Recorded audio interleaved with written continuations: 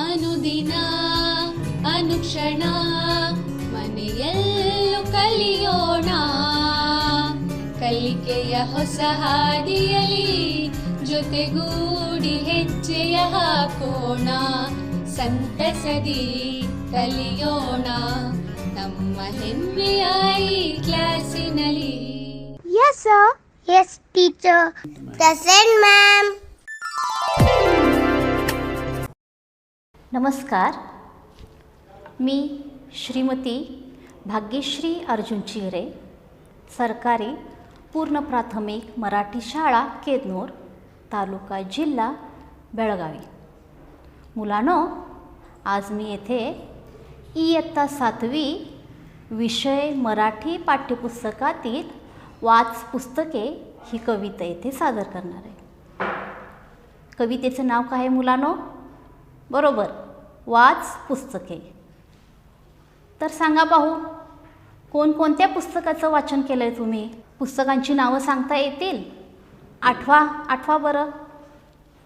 तुमच्या शालेय ग्रंथालयामधील किंवा घरातील कोणत्या अशा पुस्तकांचं तुम्ही वाचन केलेलं आहे? मला एक 2-3 नावं तरी सांगितलं तरी उत्तम होईल. चला तर, अकबर आणि बिरबल पुस्तक वाचलं आहे? हां, वाचलेलं आहे. परत तेनाली रामाची चातुर्य, तेही पुस्तक खूपच सुंदर आहे. अशा गोष्टी वगैरे तुम्ही पुस्तकामधून वाचलेल्या आहेत. ते सोडून आणखीन पुस्तकांची नावं तरी सांगा मला, कारण पुस्तक वाचन हे खूप महत्त्वाचं आहे. बघा, 8वाला तयार नाही तुम्हाला. जर पुस्तकांचं वाचन केलं असता तर मी सांगते उत्तर, मला माहीत आहे, मग तिथं बसल्या बसल्या तुम्ही उत्तर सांगितलं असता. इतकी सुंदर पुस्तकं आहेत, त्याचं वाचन तुम्ही केला तर लक्षात राहणार. ययाती, छावा, श्यामची आई साने गुरुजींनी लिहिलेली, पानिपत, म्हणावी इतकी असंख्य पुस्तकं आहेत. निबंधाची पुस्तकं आहेत, काव्य वाचनाची पुस्तकं आहेत, विडंबन काव्यही त्याच्यामध्ये आहे. तर मुलांनो, आज ही कविता शिकून झाल्यानंतर तुम्ही एक नवीन छंद जोपासायचा आहे. तो म्हणजे कसला रे? वाचनाचा. वाचन आपण इथं केलं पाहिजे, पुस्तकं वाचून काढली पाहिजेत. तर त्या पुस्तक वाचनाचं महत्त्व काय आहे तेच मी इथं तुम्हाला सांगणार आहे. आता ही पुस्तकांची नावं सांगितलं तुम्ही, पवित्र ग्रंथांची नावं सांगा. कोणकोणते ग्रंथ माहीत आहेत तुम्हाला? 8वा शाळेमध्ये सांगितले असतील बघा, ह्या धर्माचा हा पवित्र ग्रंथ आहे, त्या धर्माचा तो पवित्र ग्रंथ आहे. नावं सांगाल का? 8वे ना. म्हणून तर विद्यार्थ्यांनो, आपण काय केली पाहिजेत? पुस्तकं वाचली पाहिजेत, ग्रंथांचं वाचन केलं पाहिजे. काय पाहत आहात तुम्ही स्क्रीनवरती? श्रीमद भगवद्गीता, हिंदू धर्मातील पवित्र ग्रंथ. या ग्रंथामध्ये श्रीकृष्णाने अर्जुनाला उपदेश केलेला होता. आयुष्यात सुख दुःख ह्या दोन्ही गोष्टी येतातच. या सुख दुःखाला कसं सामोरं जाता येईल, कसं पेललं पाहिजे, कठीण प्रसंगाला कसं तोंड देता येईल, या साऱ्याचा उपदेश ह्या ग्रंथामध्ये केलेला आहे. नंतर कोणता ग्रंथ दिसत आहे तुम्हाला? जोराने वाचा. बरोबर, पवित्र कुराण. इस्लाम धर्मातील पवित्र ग्रंथ, सर्वश्रेष्ठ ग्रंथ इस्लाम धर्मातील म्हटलं तर कोणता? तो पवित्र कुराण. या कुराणामध्ये ईश्वराने मानवाकरिता साक्षात्कार स्वतःहून केलेला आहे असं म्हटलं जातं. इस्लाम धर्मामध्ये जो काही रोजा नमाज पठण केलं जाते, त्याचे नियम, त्याचे महत्त्व, याचं वर्णन ह्या पवित्र कुराणमध्ये केलेलं आहे. आणखीन कोणतं तुम्हाला पवित्र ग्रंथ आठवतोय? आठवलं? श्रीमद भगवद्गीता एक सांगितले मी हिंदू धर्माचं. इस्लाम धर्माचं कोणता पवित्र ग्रंथ? पवित्र कुराण. मग ख्रिश्चन धर्माचा कोणता पवित्र ग्रंथ आहे? बरोबर आहे तुमचं उत्तर. कोणता मुलांनो? पवित्र बायबल. हा जो पवित्र बायबल ग्रंथ आहे ना, हा ख्रिश्चन धर्माचा पवित्र ग्रंथ आहे. यामध्ये ईश्वराने स्वतःचं प्रकटीकरण केलेलं आहे, साक्षात्कार दाखवलेला आहे असं यामध्ये वर्णन आहे. तर हे ग्रंथाचं वाचन आपण सर्वांनी केलं पाहिजे, त्याचं महत्त्व माहीत असलं पाहिजे. तर आज ह्या कवितेमध्ये पुस्तकाचं वाचन आपण का केलं पाहिजे, पुस्तकाचं महत्त्व काय आहे हे मी इथं तुम्हाला सांगणार आहे. चला आता सुरुवात करूया. कवितेला सुरुवात करायच्या आधी आपल्या सर्वांच्या समोर इयत्ता 7वीचं मराठी पाठ्यपुस्तक असणं गरजेचं आहे. त्यासोबत आपण वही पेन घेऊन बसला तरी काही मुद्दे नमूद करायला तुम्हाला सोपं होईल. सुरुवात करूया कवितेला. कुणाचा फोटो दिसत आहे आपल्याला? कवी अविनाश ओगले. वाच पुस्तके ही कविता लिहिलेले कवी कोण? अविनाश ओगले. यांचा जन्म 20 फेब्रुवारी 1957 रोजी झाला आणि मृत्यू 1 ऑक्टोबर 2012 या इसवीमध्ये झाला. कवी अविनाश ओगले हे सिंडिकेट बँकेमध्ये काम करत होते आणि सिंडिकेट बँकेत काम करता करता त्यांनी काव्यलेखनाचा छंद जोपासला. अविनाश ओगले हे बेळगावचे रहिवासी. शब्दगंध काव्यमंडळाचे माजी अध्यक्ष होते ते. मिशन चॅम्पियन या मराठी चित्रपटाचे गीतलेखन यांनी केले आहे. मग त्यांचे विविध आपलं कविता संग्रह, बालकविता वगैरे आहेतच. त्यांनी गझलसुद्धा लिहिलेली आहे, विडंबन काव्य लिहिलेलं आहे, चारोळ्यांचे लेखन केलेलं आहे. हे सर्व लेखन कवी अविनाश ओगले यांनी केलेलं आहे. मी तुम्हाला ही कविता म्हणून दाखवणार आहे. माझ्यासोबत मुलांनो गुणगुणायचा प्रयत्न करा. सुरुवात करूया. चला तर. जगण्याचे जर भान पाहिजे वाच पुस्तके, जगती जर सन्मान पाहिजे वाच पुस्तके, जगण्याचे जर भान पाहिजे वाच पुस्तके, जगती जर सन्मान पाहिजे वाच पुस्तके. ग्रंथा वाचून अर्थहीन हे अवघे जीवन, जिंदगीत जर जान पाहिजे वाच पुस्तके. ग्रंथा वाचून अर्थहीन हे अवघे जीवन, जिंदगीत जर जान पाहिजे वाच पुस्तके. संस्कारांनी घडतो माणूस मोठा होतो, मानाचे जर पान पाहिजे वाच पुस्तके. संस्कारांनी घडतो माणूस मोठा होतो, मानाचे जर पान पाहिजे वाच पुस्तके. 6 रिपुंच्या हल्ल्यापासून वाचवणारा, हृदयी जर भगवान पाहिजे वाच पुस्तके. 6 रिपुंच्या हल्ल्यापासून वाचवणारा, हृदयी जर भगवान पाहिजे वाच पुस्तके. आयुष्याच्या वृक्ष कोरड्या वाटेवरती, हिरवे जर तुझं रान पाहिजे वाच पुस्तके. आयुष्याच्या वृक्ष कोरड्या वाटेवरती, हिरवे जर तुझं रान पाहिजे वाच पुस्तके. स्वत्व संस्कृती माय मराठी हवी जपाया, मातीचा अभिमान पाहिजे वाच पुस्तके. स्वत्व संस्कृती माय मराठी हवी जपाया, मातीचा अभिमान पाहिजे वाच पुस्तके. वाच पुस्तके, वाच पुस्तके. कशी वाटली कविता मुलांनो? याच्यापेक्षाही सुंदर चाल लावण्याचा प्रयत्न तुम्ही करा. तर कवी पुस्तकाचं महत्त्व सांगत आहेत की वाच पुस्तके. पुस्तकाचं वाचन करणं, तो छंद जोपासणं हे खूपच महत्त्वाचं आहे. तर चला तर या कवितेमध्ये आलेले नवीन शब्दार्थ पाहूया आपण. जगती या शब्दाचा अर्थ आहे जगामध्ये. सन्मान याचा अर्थ काय आहे सांगा पाहू जोराने. मान.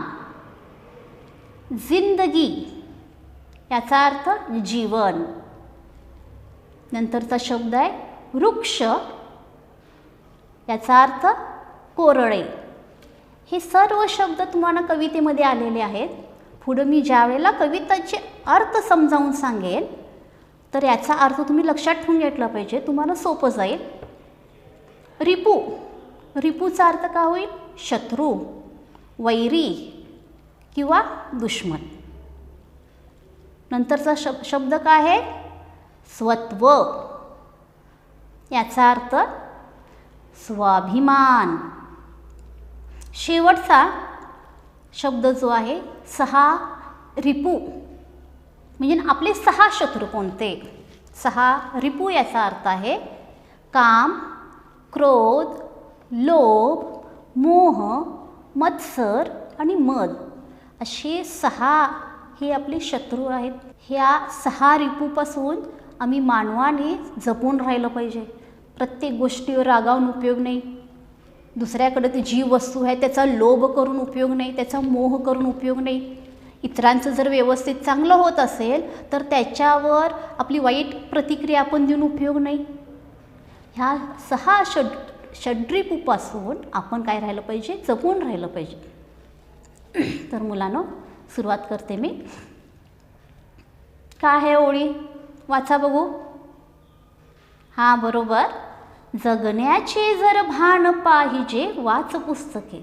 आपण आपलं जीवन व्यवस्थित व्यतीत करायचं असेल, कसं जगलं पाहिजे हे माहीत पाहिजे असेल तर आपण काय केलं पाहिजे?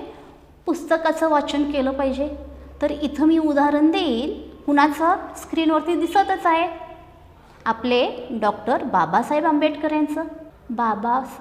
डॉक्टर बाबासाहेब आंबेडकर यांनी आपलं संविधान अस्तित्वात आणायच्या आधी विविध देशांचे घटना, त्यांचे संविधान, भरपूर अशा पुस्तकांचं वाचन त्यांनी केलं. त्यानंतर आमच्या भारताची संविधान, आमची भारतीय घटना लिहून झाली. कारण भारतामध्ये विविध जाती धर्माचे, पंथाचे लोक राहतात, विविध भाषेचे लोक राहतात. ह्या सर्वांचा विचार करून भारत सुख समाधानानं नांदेल याचा विचार करून त्यांनी घटना लिहिली. तर हे कशाच्या जोरावरती? त्यांनी जे विविध पुस्तकांचं वाचन केलेलं होतं त्या ज्ञानाच्या जोरावरती बाबासाहेब आंबेडकरांनी घटना लिहिली. ही साधी गोष्ट आहे काय? पुस्तक वाचनाचं महत्त्व तुम्हाला इथं कळालंच आता. म्हणून मुलांनो काय केलं पाहिजे? आपण पुस्तकाचं वाचन केलं पाहिजे. नंतरची जी ओळ आहे ती आहे जगती जर सन्मान पाहिजे वाच पुस्तके. ह्या जगामध्ये तुम्हाला सन्मान मिळाला पाहिजे, मान मिळाला पाहिजे तर आपण काय केलं पाहिजे? पुस्तकं वाचली पाहिजेत. तर ते कसं? इथं मी उदाहरण देऊ इच्छिते. डॉक्टर APJ अब्दुल कलाम यांचं. अब्दुल कलाम ज्यावेळेला लहान होते तर रेल्वे स्टेशनवरती, बाकीच्या ठिकाणवरती ते पेपर विकायचे, वर्तमानपत्र विकायचे. वर्तमानपत्र विकत असताना आपल्या इयत्तेतील पुस्तकं मिळेल त्या वेळेमध्ये ते वाचून काढायचे. इतर पुस्तकांचंही ते वाचन करायचे. त्यांना वाचनाची इतकी आवड होती. असा साधा मुलगा पुस्तकाच्या जोरावरती एक मिसाईल मॅन होऊ शकतो. ही काय साधी गोष्ट आहे काय? म्हणजे पुस्तकाचं महत्त्व किती आहे, वाचनाचं महत्त्व किती आहे हे उत्तम उदाहरण आहे. म्हणून तर मुलांनो एक मिसाईल मॅन व्हायचं असेल, घटना लिहायची असेल, ज्ञानामध्ये तुमच्या भर पडायची असेल तर तुम्ही काय केलं पाहिजे? पुस्तकाचं वाचन केलं पाहिजे. म्हणून तर अविनाश ओगले म्हणालेत मुलांनो काय करा? तुम्ही पुस्तकाचं वाचन करा. ग्रंथा वाचून अर्थहीन हे अवघे जीवन, जिंदगीत जर जान पाहिजे वाच पुस्तके. विविध ग्रंथांची माहिती तरी मी सांगितलेलीच आहे.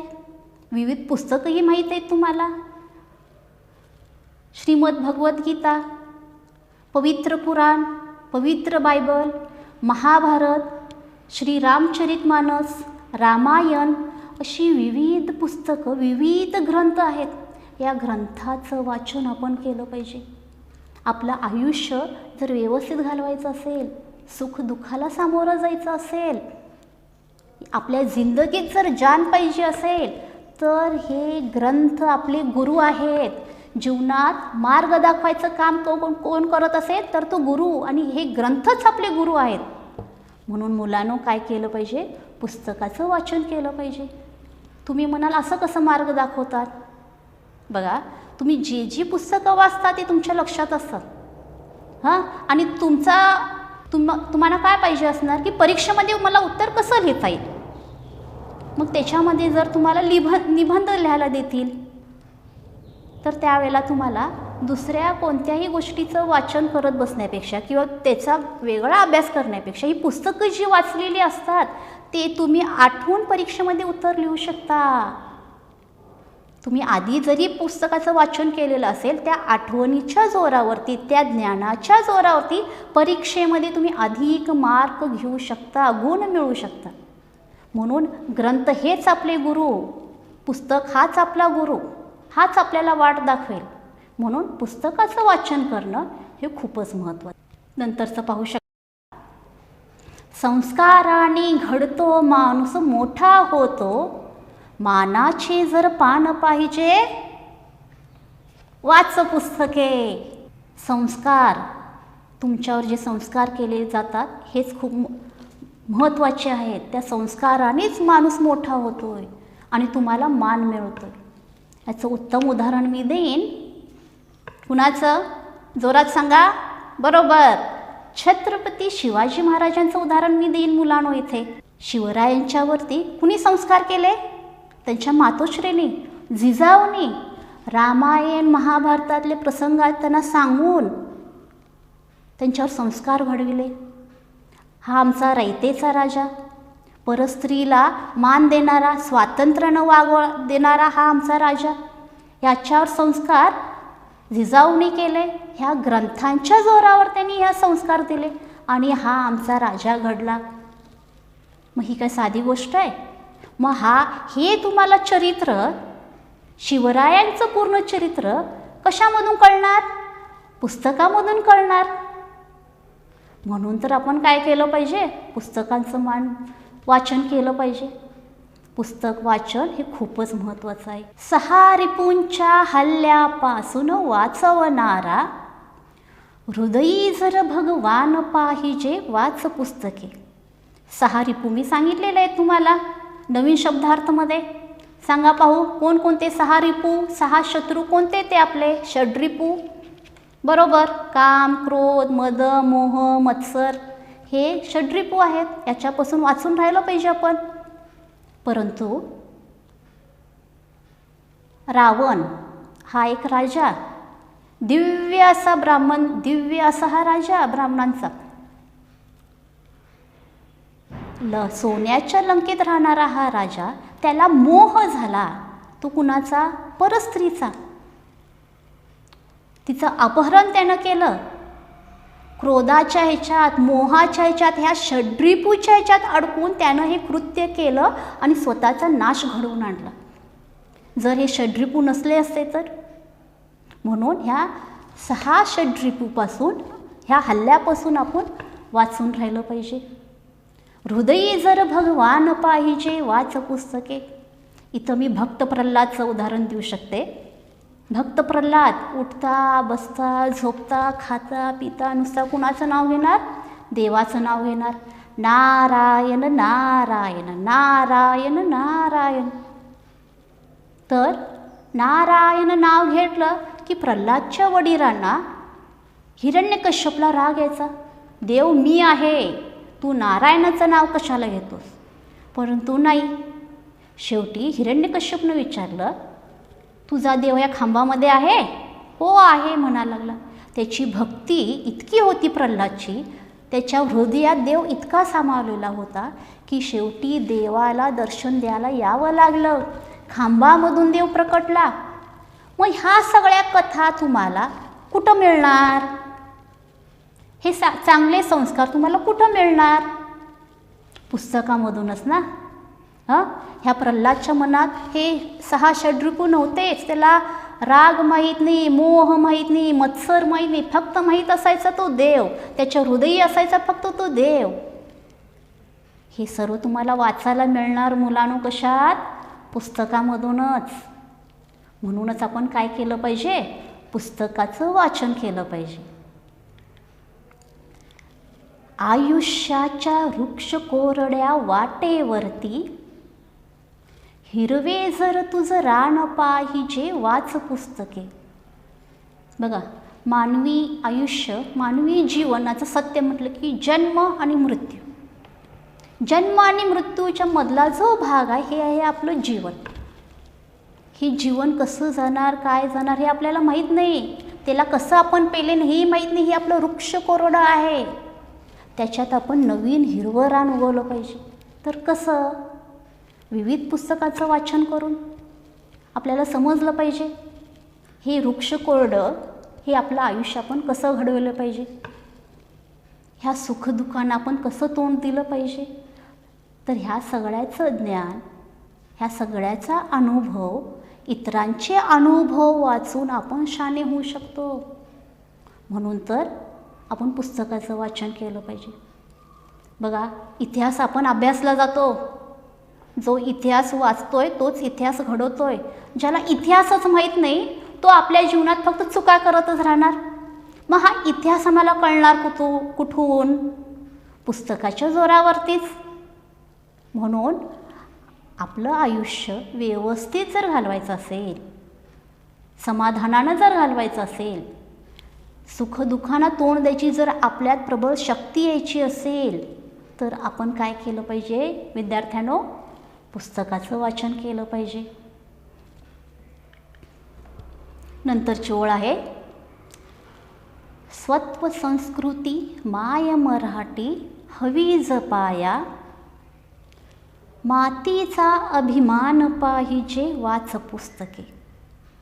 प्रत्येकाला आपल्या मातृभाषेवर अभिमान असणं गरजेचं आहे. आणि प्रत्येकाला आपल्या मातृभाषेचा अभिमान असतोच. प्रत्येकाची मातृभाषा हा त्या प्रादेशिक भागानुसार आहे. काही जणांची हिंदी असेल, काही जणांची बांगला असेल, काही जणांची उर्दू असेल, काही जणांची गुजराती भाषा असेल आणि आमची मराठी असेल. तर आमच्या मातृभाषेवर आम्हाला अभिमान असला पाहिजे. कारण त्या प्रादेशिक भागानुसार त्या मातीचं महत्त्व आपल्याला कळलं पाहिजे. जे आपण ज्ञान घेतो, जे आपण ज्ञान मिळवतो ते मातृभाषेत मिळवलं पाहिजे. तरच त्याचं महत्त्व आपल्याला कळणार. बघा, तुमची आई तुमच्या घरात जी भाषा बोलते ती तुम्हाला कळते. तिच्या भावना कळतात, तिचं सुख कळते, तिचं दुःख कळते. कोणत्या भाषेत? ते आपल्या मातृभाषेत. म्हणून तुम्हाला देखील आपल्या मातृभाषेचा अभिमान असलं पाहिजे. याकरिता मातृभाषेचा अभिमान जपायचा असेल तर आपण काय केलं पाहिजे? पुस्तकाचं वाचन केलं पाहिजे. पुस्तक वाचन हे खूपच महत्त्वाचं आहे. बघा, मी सुरुवातीपासून सांगत आले आहे मुलांनो, वाच पुस्तके. अविनाश ओगलेंनी ही कविता लिहिलेली आहे तुमच्यासाठी. कारण तुम्हाला पुस्तकाचं महत्त्व माहीत असावं. कारण आत्ताचं युग चाललेलं आहे हे इंटरनेट, मोबाईल, लॅपटॉप याचं युग चाललेलं आहे. तुम्ही त्याच्यात गोरफडून चाललेला आहात. याचा परिणाम तुमच्या आरोग्यावरती तरी होतच आहे. आणि ह्या गोष्टीमुळे तुम्ही पुस्तकापासून कुठंतरी दूर होत चालला. सगळ्यांनाच ह्या गोष्टी झेपतील असं नाही, सगळ्यांनाच हा खर्च परवडेल असं नाही. म्हणून इथं आपण आधार घेतला पाहिजे तो पुस्तकाचा. आपण छंद बाळगला पाहिजे, तो पुस्तक वाचनाचा छंद बाळगला पाहिजे. म्हणून यानंतर तरी का होईना तुम्ही पुस्तकाचं वाचन करायला शिका. रामायणाची पुस्तकं घ्या. काय आहे रामायण समजून घ्या. महाभारताची घ्या, कुराण वाचायचा प्रयत्न करा. काय वाचू नये आपण? बायबल घ्या. विविध ग्रंथ आहेत, विविध पुस्तकं आहेत. अक्षरशः ज्या वेळेला तुम्ही पुस्तक वाचताय ना, तो प्रसंग तुमच्या डोळ्यासमोर निघत जातोय. छत्रपती शिवाजी महाराजांची पुस्तकं वाचायला लागला, त्यामध्ये जसं वर्णन आहे तसं तुम्ही कल्पना करायला लागता. तुमची कल्पनाशक्ती वाढायला लागते, वाढीस लागते. बघा, पुस्तक वाचायचे किती फायदे आहेत. आणि ह्या वाचनाच्या आधारावरती तुम्ही उत्तम असं लेखन करू शकता. आणि हे फक्त सिद्ध होऊ शकते तर आपल्या मातृभाषेत. म्हणून पुस्तकाचं वाचन खूप महत्त्वाचं आहे. यानंतर तरी तुम्ही पुस्तकाचं वाचन करायला मी आशा बाळगते. पुढचं जे आहे, खालील प्रश्नांची उत्तरे सांगा. पुस्तकाचं वाचन करा म्हणून मी सांगितले. कविता समजून घेतलात. आता तुम्हाला पाहिजे असलेले ते म्हणजे प्रश्नांची उत्तर सहित तुम्हाला मी तर दिलेले आहे. पहिला प्रश्न काय आहे मुलांनो? वाच पुस्तके या कवितेची कवी कोण? याचं उत्तर आहे, वाच पुस्तके या कवितेचे कवी अविनाश ओगले हे होत. बघा, त्यांनी नोकरी करता करता कविता लेखनाचाही छंद जोपासला होता. तर आपण शाळा शिकता शिकता पुस्तक वाचनाचा छंद का जोपासू शकत नाही? दुसरा प्रश्न आहे, अविनाश ओगले यांच्या कविता संग्रहांचे नाव सांगा. उत्तर आहे, थेंब टपोरे, काजवा, रंगमनाचे हे अविनाश ओगले यांच्या कविता संग्रहांचे नावे होत. तिसरा प्रश्न, जीवन अर्थहीन केव्हा होते? उत्तर, ग्रंथाविना जीवन अर्थहीन होते. चौथा प्रश्न जो आहे, माणसाचे 6 शत्रू कोणते? तुम्हाला तरी तोंडपाठ झालंच असणार. सांगा पाहू, वाचा जोराने.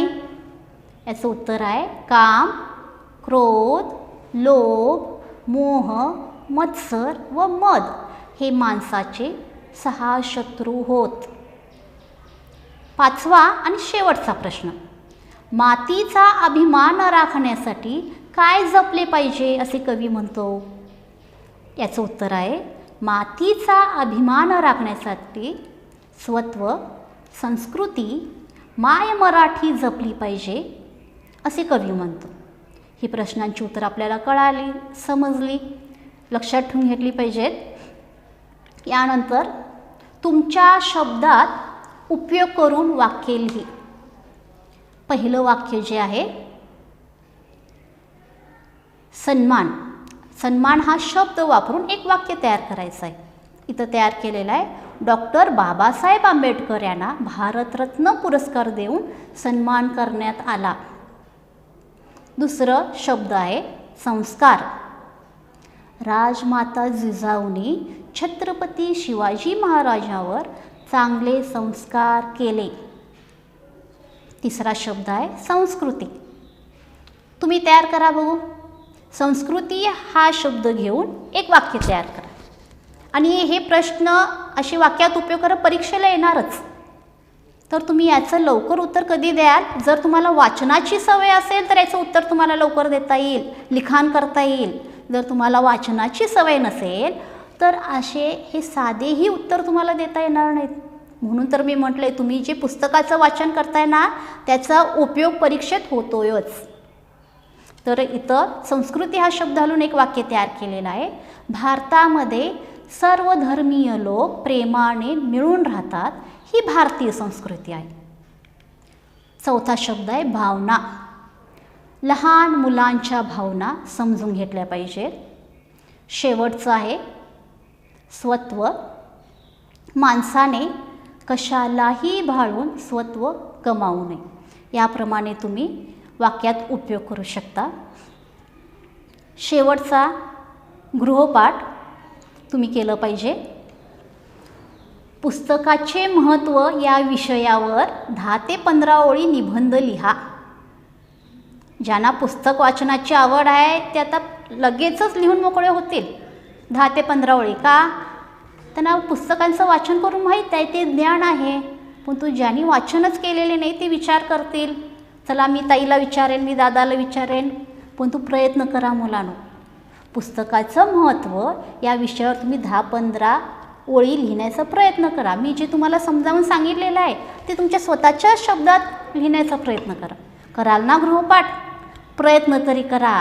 हां, आणि शेवटी जाताना मी सांगते, पुस्तकाचं वाचन करायचं, छंद जोपासा, तुमच्यासाठी जोपासा.